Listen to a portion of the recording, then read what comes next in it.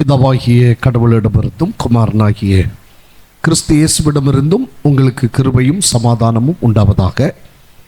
இரட்சகர் இயேசு கிறிஸ்துவின் நாமத்திலே உங்களை வாழ்த்துகிறேன். ஆண்டவருக்கு துதியும் கனமும் மகிமையும் உண்டாகட்டும். இன்றைக்கு ஜெபத்தை குறித்து சில காரியங்களை சொல்ல நான் வாஞ்சிக்கிறேன். இந்த நித்திய வெளிச்சம் தொலைக்காட்சி வழியாக இந்த நிகழ்ச்சியை பார்த்து கொண்டிருக்கிற உங்கள் ஒவ்வொருவரையும் ஆண்டவர் ஆசீர்வதிக்கட்டும். 1 யோவான் 5ஆம் அதிகாரம் அதனுடைய 14வது வசனம். 1 யோவான் 5ஆம் அதிகாரம் அதனுடைய 14வது வசனம். நாம் எதையாகிலும் அவருடைய சித்தத்தின்படி கேட்டால் அவர் நமக்கு செவி கொடுக்கிறார் என்பதே அவரை பற்றி நாம் கொண்டிருக்கிற தைரியம். நாம் எதையாகிலும் அவருடைய சித்தத்தின்படி கேட்டால் அவர் நமக்கு செவி கொடுக்கிறார், இதுவே நாம் அவரை பற்றி கொண்டிருக்கிற தைரியம் என்று யோவான் தன்னுடைய நிருபத்திலே எழுது. And this is the boldness we have in him, that if we ask anything according to his will, he hears us.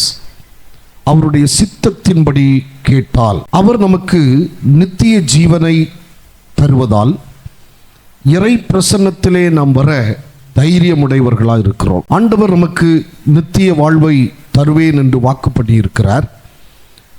மட்டுமல்ல, 65வது சங்கீதத்தின் 2ஆம் வசனத்திலே அவருக்கு பெயர் சொல்லுகிறார் சங்கீத ஆசிரியர், ஜெபத்தை கேட்கிறவரே என்று சொல்லுகிறார். ஜெபத்தை கேட்கிறவரே. நம்முடைய கடவுள் நாம் ஏறெடுக்கிற ஜெபத்தை கேட்கிற கர்த்தர். நீங்களும் நானும் அவரை நோக்கி ஜெபித்தால் அவர் அதை கேட்கிறார். கேளாதவர் போல இருக்கிறவர் அல்ல. ஆனால் யோவான் என்ன சொல்லுகிறார் என்றால், அவருடைய சித்தத்தின்படி நாம் ஜெபிக்க அறிந்திருக்க வேண்டும் என்று சொல்லுகிறார். எனக்கு அன்பானவர்களே, ரோமர் 5ஆம் அதிகாரம் 2ஆம் வசனத்திலே அவர் மூலமாய் நாம் இந்த கிருபையில் பிரவேசிக்கும் ஸ்லாக்கியத்தை விசுவாசத்தினால் பெற்று நிலை கொண்டிருந்து தேவ மகிமையை அடைவோம் என்கிற நம்பிக்கையினாலே மேன்மை பாராட்டுகிறோம். ஒரு நம்பிக்கை கடவுள் நமக்கு தந்திருக்கிறார். அந்த நம்பிக்கையினால் நாம் மேன்மை பாராட்டுகிறோம். கடவுள் நமக்கு தந்திருக்கிற நம்பிக்கை என்ன? நாம் எதையாகிலும் அவருடைய சித்தத்தின்படி கேட்டால் அவர் நமக்கு செவி கொடுக்கிறார் என்ற ஒரு நம்பிக்கை நமக்குள் தந்திருக்கிறார். அதே போல அவருடைய பிரசன்னத்தில் அவரை கிட்டிச் சேர, கிருபாசன தண்டை கிட்டிச் சேருகிற ஒரு ஸ்லாக்கியத்தை நமக்கு தந்திருக்கிறார். அல்லது ஒரு திடனை, ஒரு திட நம்பிக்கையை, ஒரு தைரியத்தை கடவுள் நமக்கு தந்திருக்கிறார். எபேசியர் 3ஆம் அதிகாரம் 12வது வசனத்திலே அவரை பற்றும் விசுவாசத்தால் அவருக்குள் நமக்கு தைரியமும் திட நம்பிக்கையோடே தேவனிடத்தில் சேரும் ஸ்லாக்கியமும் உண்டாயிருக்கிறது என்று சொல்லியிருக்கிறதை நாம் படிக்கிறோம். In whom we have access to God in boldness and confidence through faith in him. தைரியம் பெற்றோம். எதனாலே? அவர் நமக்கு செவி கொடுக்கிறார், அவர் நமக்கு நித்திய வாழ்வை கொடுக்கிறார் என்ற அந்த நம்பிக்கையினாலே நாம் தைரியம் பெற்றோம். 1 யோவான் 2:25 அவர் சொல்லுகிறார், நித்திய ஜீவனை அளிப்பேன் என்பதே அவர் நமக்கு செய்த வாக்குத்தத்தம். அவர் நமக்கு செய்த வாக்குத்தத்தம் நித்திய ஜீவனை அவர் நமக்கு தருவேன் என்று சொல்லியிருப்பதுதான். அன்புக்குரிய ஆண்டவருடைய பிள்ளைகளே, ஆனால் ஒரு கண்டிஷன். என்ன கண்டிஷன்? அவருடைய சித்தத்தின்படி நாம் கேட்க வேண்டும் என்று இங்கே சொல்லுகிறார். எதையோ நம்முடைய விருப்பத்திற்கு ஏற்ப, நம்முடைய ஆசைகளுக்கு ஏற்ப கேட்பது அல்ல. தேவ சித்தத்திற்கு இசைந்து அவரிடத்திலே நாம் கேட்போமானால் ஆண்டவர் நமக்கு செவி கொடுக்கிறார் என்பதில் எந்த விதமான ஐயமும் இல்லை. கடவுள் நம்முடைய தேவைகளை சந்திக்கிற கடவுள். நம்முடைய ஆசையெல்லாம் அவர் நிறைவேற்றுவார் என்பது வாக்குத்தத்தம் அல்ல. நம்முடைய தேவைகள் என்ன என்பது ஆண்டவருக்கு தெரியும். நம்முடைய தேவைகளை அவர் சந்திக்கிறார். ஆனால் நம்முடைய ஆசைகளை எல்லாம் அவர் நிறைவேற்றுகிறவர் அல்ல. மத்தேயு நற்செய்தி 8ஆம் அதிகாரத்திலே நாம் படிக்கிற போது முதல் 3 வசனங்களிலும் ஒரு சம்பவம் சொல்லப்பட்டிருக்கிறது. அவர் மலையில் இருந்து கீழே இறங்குகிறார். ஒரு மனிதன் அவரிடத்தில் வருகிறான். அவன் ஒரு தொழுநோயாளி. அவன் இயேசுநாதருக்கு முன்னே வந்து அவன் பணிந்து அவன் சொல்லுகிறான், ஆண்டவரே, உமக்கு சித்தமானால் என்னை சுத்தமாக்க உம்மால் கூடும் என்று சொல்லுகிறான். உமக்கு சித்தமானால், அவன் அந்த வார்த்தையை சொல்லுவதை கவனியுங்கள். அப்படியானால் சுகம் கேட்பது கடவுளின் சித்தம் இல்லையா என்று எண்ண தோன்றும். கடவுளின் சித்தம்தான். நாம் சுகமாயிருப்பதை ஆண்டவர் விரும்புகிறார். நாம் சுகமாயிருப்பதை ஆண்டவர் வாஞ்சிக்கிறார், எதிர்பார்க்கிறார்.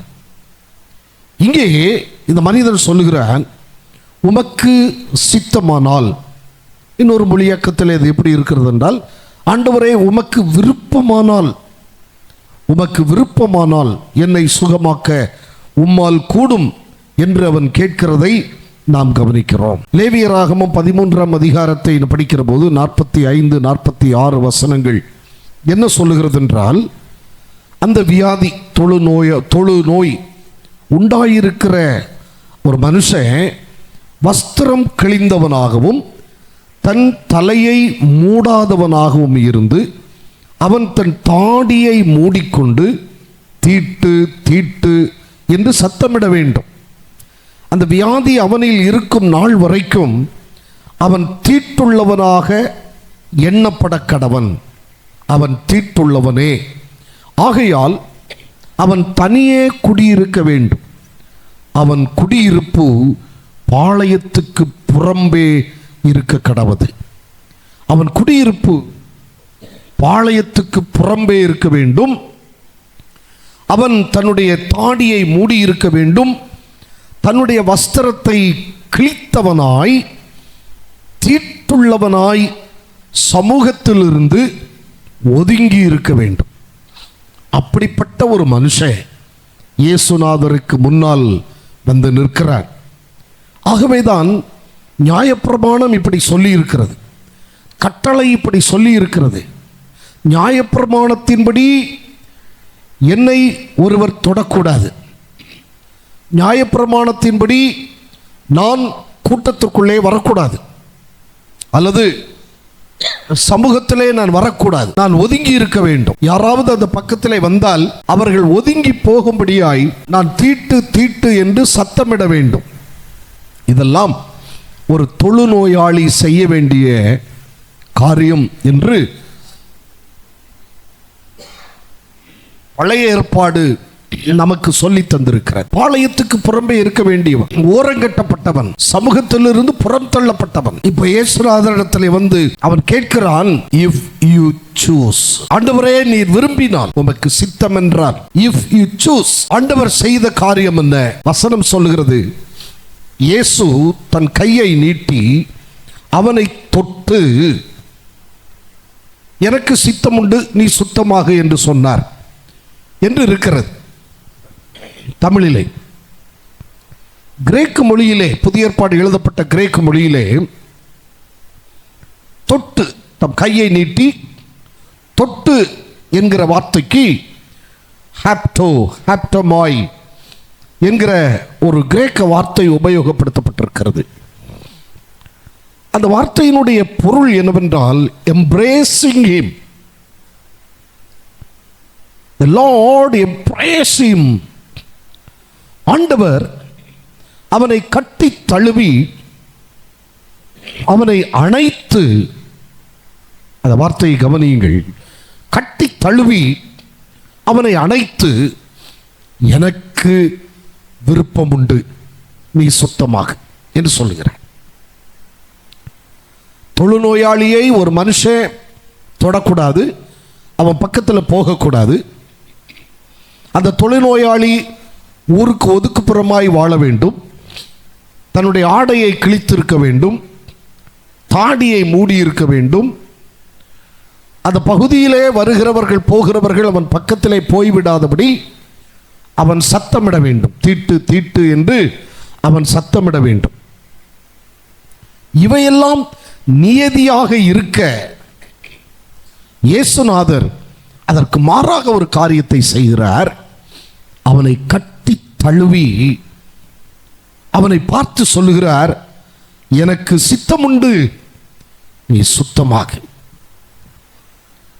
நம்மை சுகமாக்குவது ஆண்டவருடைய சித்தம்தான். நாம் சுகமாயிருப்பது கடவுளுடைய விருப்பம்.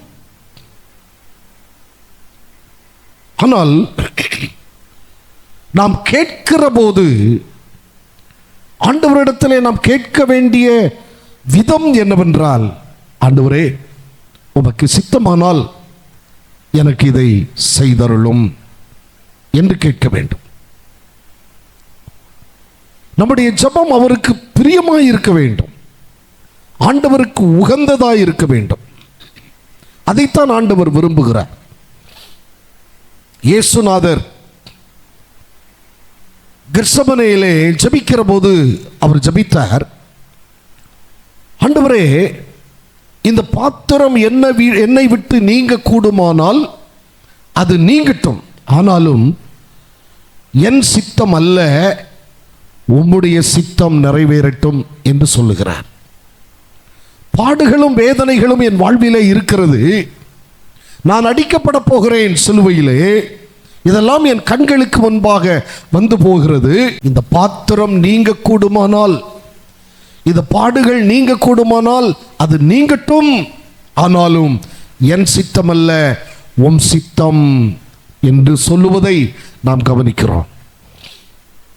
அப்போஸ்தலர் நடபடிகள் 9வது அதிகாரத்திலே சவுல் என்ற மனுஷன் தமஸ்கு நோக்கி செல்லுகிறான். கிறிஸ்தவர்களை கட்டி இழுத்து கொண்டு வந்து அவர்களை துன்புறுத்த வேண்டும் என்கிற நோக்கத்திலே அவன் அதிகார பத்திரத்தை, அதிகார கடிதத்தை எழுதி வாங்கி கொண்டு தமஸ்கு நோக்கி போகிறான். அந்த தமஸ்கு சாலையிலே கடவுள் அவனை சந்திக்கிறார். சடுதி ஒளியிலே அவனை சந்திக்கிறார். ஆண்டவரால் சந்திக்கப்பட்ட இந்த சகையு, இந்த சவுல் ஆண்டவரிடத்திலே கேட்கிற வார்த்தை என்ன தெரியுமா?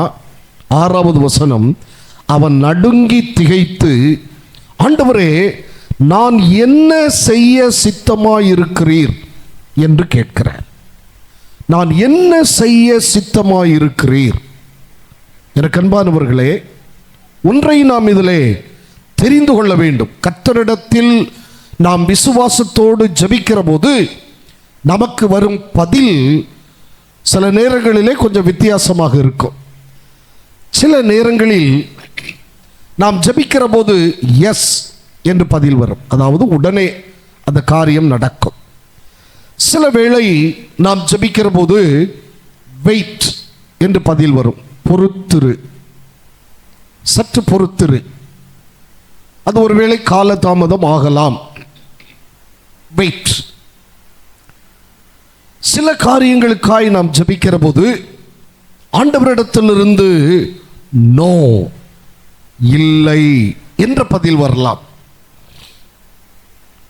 நம்முடைய அன்றாட வாழ்விலே நாம் கவனிக்கின்ற போது ஒரு சின்ன பையன், 18 வயசுக்கு கீழே உள்ளவங்க வாகனம் ஓட்டக்கூடாது என்பது நம்முடைய சட்டத்தின் ஒழுங்கு. ஆனால் 10 வயது பையன் எனக்கு 2 வீலர் வேண்டும் என்று அடம் பிடிக்கிறான் என்றால் நாம் யாரும் வாங்கி கொடுப்பதில்லை. அவன் ஓட்டுவதற்குரிய வயது வந்த பிறகுதான் அவனுக்கு நாம் அதை வாங்கி கொடுக்கிறோம். ஆண்டவரும் சில நேரங்களில் எப்போ நமக்கு தேவை என்பதை அவர் அறிந்திருக்கிறார்.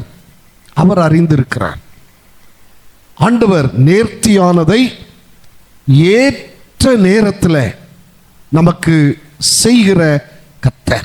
ஏற்ற வேளையில் நேர்த்தியானதை நமக்கு செய்கிற கர்த்தர் நம்முடைய ஆண்டவர். ஆகவே அவருக்கு தெரியும் என் பிள்ளைக்கு எப்ப கொடுக்கணும்னு அவருக்கு தெரியும். ஆகையினாலதான் இங்கே வசனம் சொல்கிறது, நாம் எதையாயிலும் அவருடைய சித்தத்தின்படி கேட்டால் அவர் நமக்கு செவி கொடுக்கிறார் என்பதே அவரை பற்றி நாம் கொண்டிருக்கிற தைரியம் என்று சொல்லுகிறார். எனக்கு அன்பானவர்களே, ஒரு பாடலின் வரிகள் இப்படி சொல்லும், என் சித்தமல்ல உம் சித்தம் நாதா, என்னாலே அல்ல உம்மாலே ஆகும். என் சித்தமல்ல உம் சித்தம் நாதா, என்னாலே அல்ல உம்மாலே ஆகும். என் சித்தம் அல்ல ஆண்டவரே, உம்முடைய சித்தம் எதுவோ அது நடக்கட்டும். இன்னைக்கு பொதுவாக கிறிஸ்தவர்கள் ஜெபிக்கிற ஜெபம் காலையில், ஆண்டவரே இன்னைக்கு எனக்கு நான் இன்ன வேலையெல்லாம் வைத்திருக்கிறேன், அங்கே போகணும் இங்கே போகணும், அதை செய்யணும் இதை செய்யணும், நீர் எனக்கு துணையாயிரும் ஆண்டவரே, எனக்கு உதவியாயிரும் ஆண்டவரே, இதான் நம்ம ஜெபிக்கிற ஜெபம். ஆனால் ஆண்டவரே இன்னைக்கு நான் என்ன செய்யணும், நான் என்ன எங்கே போகணும், நான் எப்படி வாழணும், நாம் யாரும் அதை கேட்பதில்லை. ஆனால் வசனம் சொல்கிறது, எதையாகிலும் அவருடைய சித்தத்தின்படி நாம் கேட்டால், அவருடைய விருப்பத்தின்படி நாம் கேட்டால், அவருக்கு பிரியமானதாய் நாம் கேட்டால் அவர் நமக்கு செவி கொடுக்கிறார் என்பதுதான் அவரை பற்றி நாம் கொண்டிருக்கிற தைரியம். யோவான் சுவிசேஷத்திலே சுவிசேஷகர் யோவான் அவர் எழுதும்போது அழகாய் எழுதுகிறார், அவருடைய நாமத்தினால் எதை கேட்டாலும் குமாரனில் பிதா மகிமைப்படும்படி அவர் அதை அவனுக்கு தந்தருளுவார் செய்வார் என்று சொல்லி அங்கே எழுதியிருக்கிறதை நாம் கவனிக்க முடியும். யோவான் சுவிசேஷம் 14வது அதிகாரம் 13ம் 14ம் வசனங்கள் அதை சொல்லுகிறது. நீங்கள் என் நாமத்தினாலே எதை கேட்பீர்களோ குமாரனில் பிதா மகிமைப்படும்படியாக அதை செய்வேன். என் நாமத்தினாலே நீங்கள் எதை கேட்டாலும் அதை நான் செய்வேன் என்று இயேசு தம்முடைய சீடர்களுக்கு சொன்ன அந்த வார்த்தையை நாம் இங்கே கவனிக்கிறோம். அன்புக்குரியவர்களே, நாம் கேட்கிறதை, நாம் ஜெபிக்கிறதை கேட்கிற ஆண்டவர், நம்முடைய விண்ணப்பத்திற்கு பதில் தருகிற ஆண்டவர் நமக்கு அதை செய்கிறார், நம்முடைய விண்ணப்பத்திற்கு பதில் தருகிறார், ஜெயமுள்ள வாழ்க்கை தருகிறார். ஆனால் ஒன்று, நாம் அவருடைய சித்தத்தின்படி கேட்க அறிந்திருக்க வேண்டும் என்று ஆண்டவர் விரும்புகிறார். 2 சம்பவங்களை நான் உங்களுக்கு சொன்னேன். ஒன்று மத்தேயு 8ஆம் அதிகாரம், இன்னொன்று அப்போஸ்தலர் 9ஆம் அதிகாரம். ஒருவன் ஒரு தொழுநோயாளி, இன்னொருவன் ஒரு பரிசேயன். அவன் நீதி மார்க்கத்தை சார்ந்தவன், கிறிஸ்தவர்களை துன்புறுத்தியவன். இந்த மனிதன் நியாயப்பிரமாணத்திலே உறுதியாயிருந்தவன்.